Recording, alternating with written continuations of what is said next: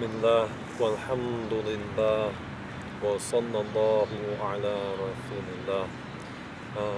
I start with the name of Allah, and I give praise and thanks to Allah, and I ask Allah to raise the rank of our Prophet Muhammad sallallahu alayhi wa sallam. Inshallah, God willing, today we're going to do another segment from our series, Our Way, and we're going to talk today about some of the reasons why the Muslims, we do not celebrate Christmas. There are lots of misconceptions about Muslims. Of course, a lot of it is due to the media. Some of it is due to Muslims not conveying the message of Islam in an adequate manner. So inshallah, part of our way is to inform people about the beliefs of Muslims and our way, the way that Muslims who are striving to be obedient, how they should behave. So let it first be said that Muslims do indeed believe in Jesus. We believe in Jesus not as the creator of the universe, nor as the offspring of the creator of the universe, but we believe in Jesus as an honorable and righteous and noble and dignified prophet. All of the prophets, they are men who receive divine revelation. They are all men of integrity, of knowledge, of wisdom, and they embody the best of the manly characteristics, the best of the manly virtues. So Prophet Jesus, alayhi salam, he is among the prophets of God, and he is among the greatest of all the prophets of God. So Muslims, we certainly believe in Jesus, but we do not worship him, and we don't attribute Godhood to him, and we don't deem him to be the son or any sort of a relative of the Creator. And likewise, Muslims, we believe that Lady Mary, the mother of Jesus, she was a virgin. She was the greatest of all the women who has ever lived and whoever will live ever into the future. She is the greatest of all the women, period. So Muslims, we love her and we honor her, and there is a surah in the Quran called Maryam, which is named after Lady Mary. So Muslims, we love her and we honor her, but we do not think about her. We do not say that Lady Mary gave birth to her Creator. We don't say that she is the mother of God. We say that she is the mother of Jesus, who is a prophet of God. So just to get that clarified, just so that people understand, we do not slander Jesus. We do not insult him. We do not attribute heinous things to his mother. We do not attribute heinous things to Jesus. We love Jesus and we love Lady Mary, and whoever, for instance, would deny that Jesus is a prophet, he would not be a Muslim. So, and whoever would slander or insult Jesus, he or she would not be a Muslim. So, Jesus, alayhi salam, he was an Israelite prophet. So we say he was from, in Arabic we say, Bani Israel, from the tribes of Israel. So he was an Israelite prophet. He was calling people, he followed in truth the religion of submission to the Creator, and in Arabic this is known as the religion of Islam, the religion of the Muslims. Jesus did not call his religion Christianity. He did not follow a religion called Christianity.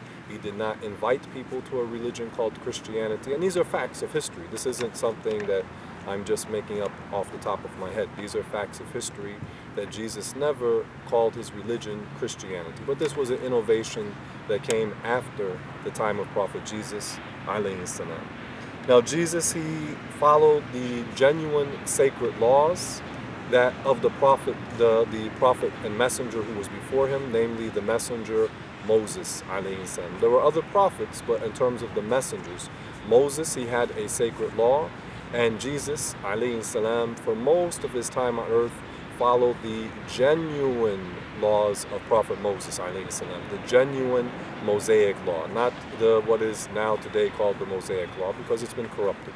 But the genuine Mosaic law, Prophet Jesus, alayhi salam, he followed it for most of his time on earth. And Jesus and Moses and the prophets before them, such as Abraham, such as Enoch, such as Noah, such as Adam, all of the prophets, they called people to worship the Creator and not the creations. So all the prophets, all of them from the time of Adam until the last prophet, Muhammad sallallahu alayhi wa sallam, may peace be and blessings be upon all the prophets of God.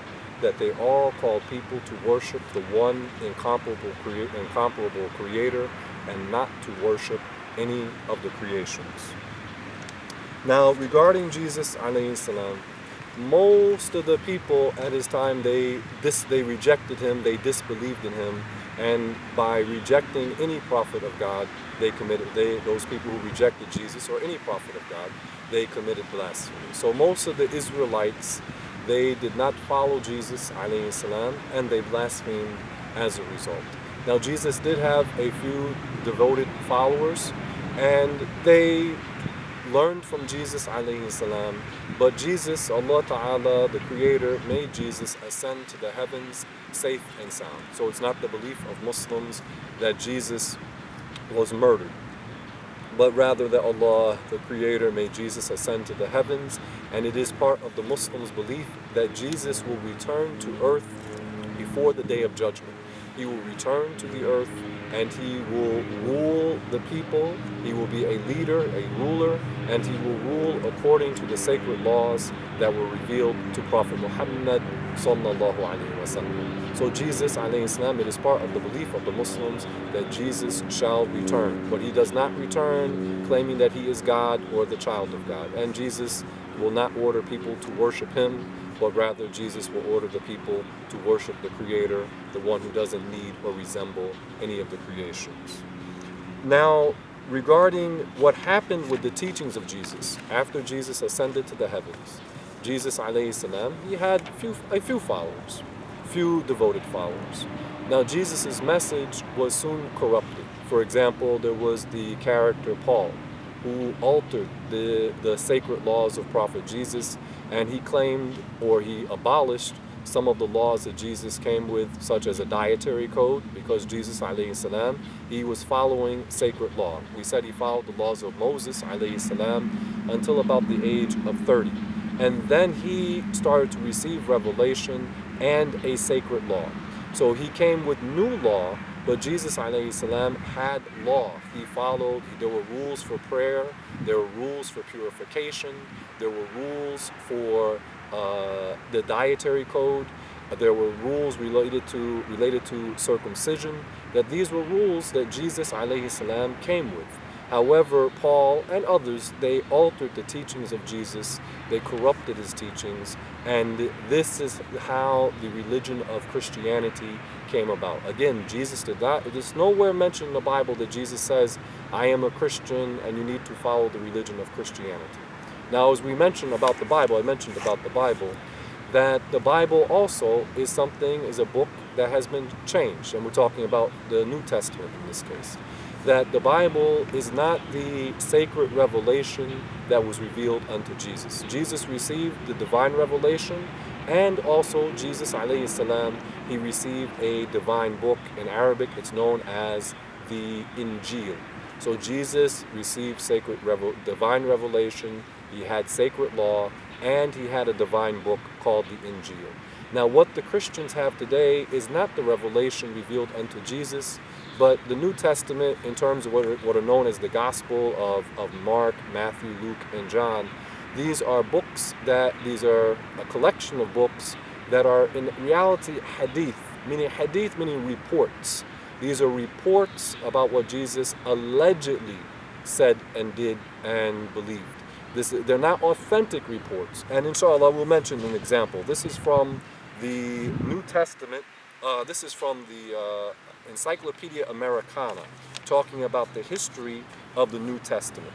And the author, he said, the contents of the New Testament as we have it today were not compiled until the 4th century. So meaning 300 years after the time that Jesus was on earth, it took them 300 years, meaning the early compilers of the Bible, to decide what books belong in the Bible. And there were many, many collections of reports, hadith if you wish, about Jesus that were eliminated, that were not put in the Bible.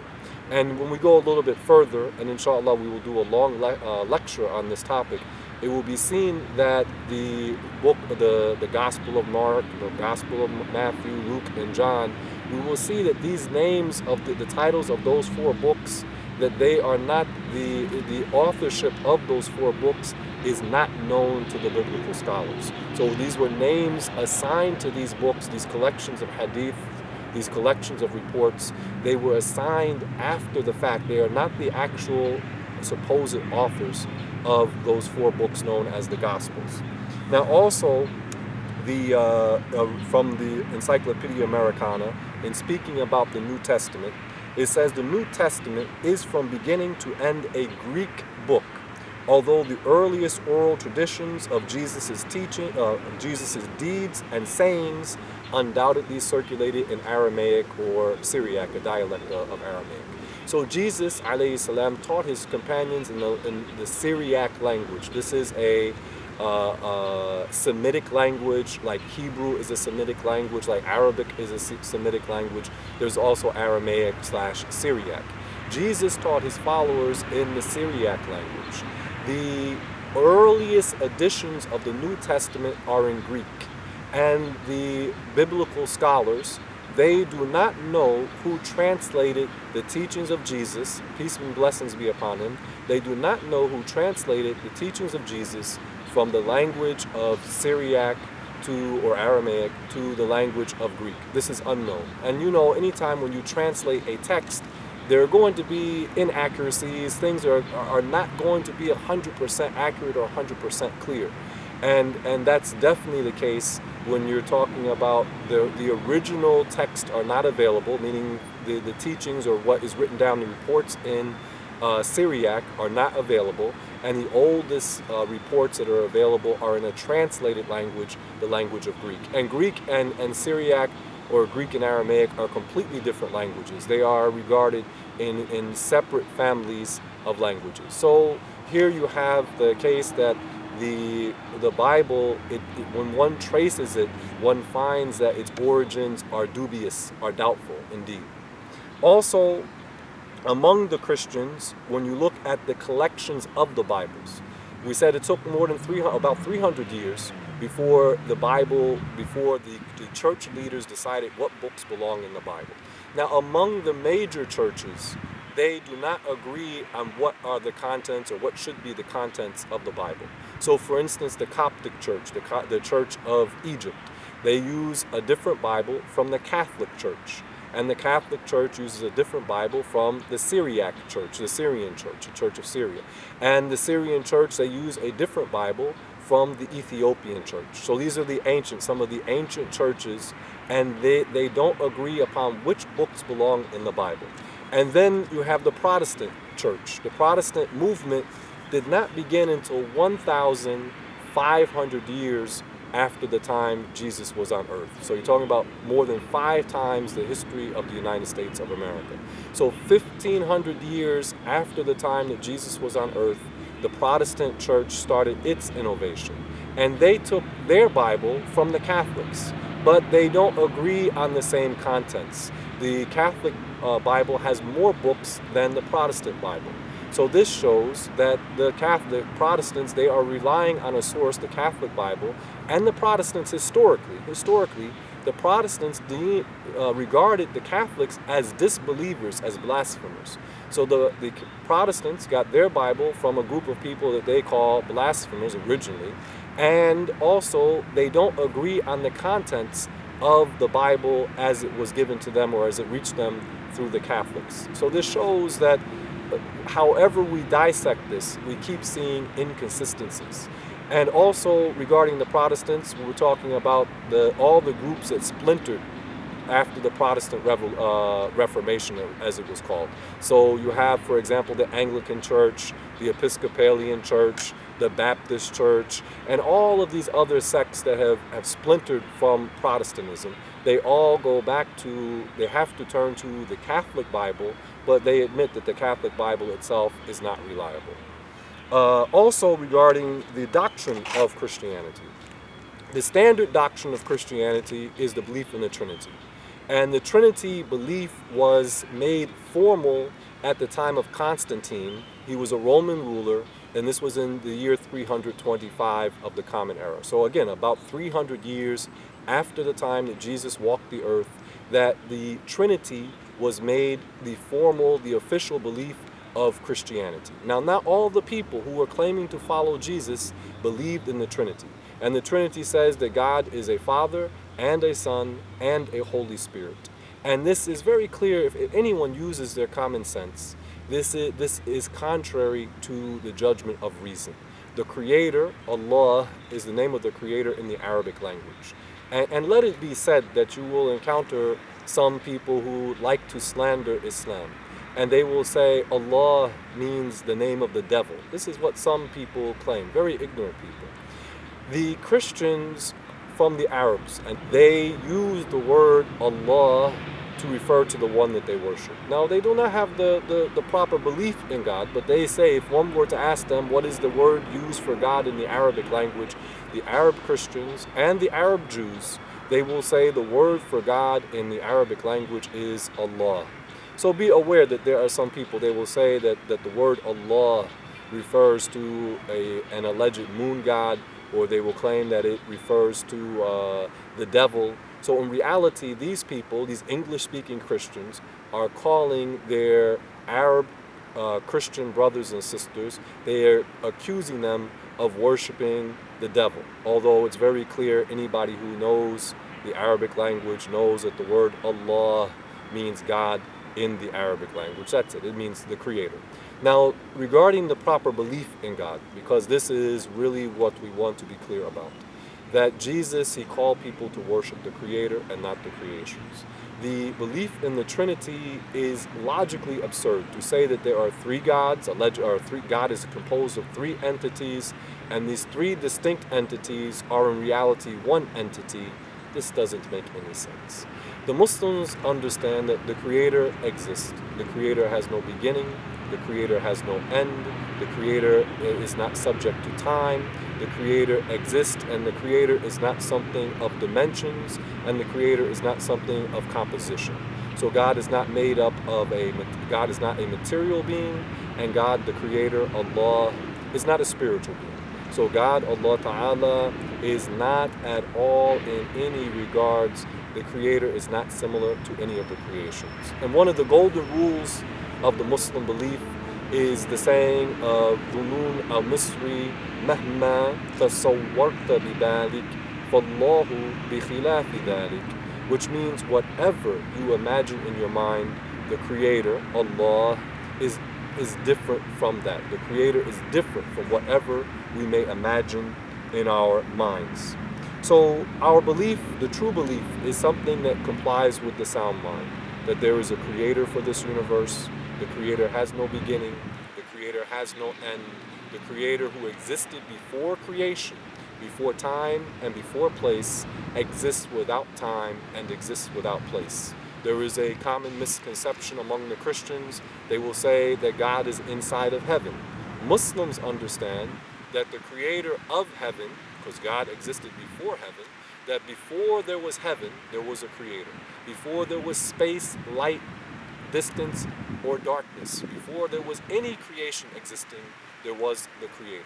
So from that, we understand that the Creator is not inside of heaven. God is not inside of one place. God is not inside of all places. God is not in a direction or in a dimension. The Creator exists without a place. Now, in conclusion, regarding the holiday, as it's called, of Christmas, its origin is from the pagan traditions that were prevalent in the Middle East and Southern Europe at that time. There was a tradition called Saturnalia, and it was celebrated at the winter solstice. If you think that the first day of winter comes a few days before what is known as Christmas, that this celebration of Saturnalia, they regarded it as the birth of the sun, the S-U-N. And they did different practices at that time. And when the people of Europe and North Africa, the Middle East, when they came into Christianity, they kept the holiday, but then, meaning the pagan holiday, they kept this pagan holiday, and then they mixed it with some of the teachings that they attributed to Jesus, may peace be upon him. So you'll see, for instance, during what they call the Christmas season, you will see people decorating trees. This is something that is explicitly forbidden in the Bible. It's mentioned in the Bible not to cut down the trees and bring them into your homes and decorate them because this is the practice of the pagans. Also things like the mistletoe, this is from the customs of the pagans. So Christmas has pagan origins, meaning the idol worshippers, they had their traditions, and then the Christians, when those idol worshippers started claiming to follow the religion of Jesus, what is called Christianity, which is not the religion of Jesus. But when they embraced Christianity, they kept some of their pagan traditions and they mixed them with the religion of Christianity. And the same can be said with Easter, the same can be said of Halloween, that these holidays, as they are called, when one investigates them, they will see that, whoa, these are actually pagan holidays and they are not from the teachings of the Prophet Jesus alayhi salam.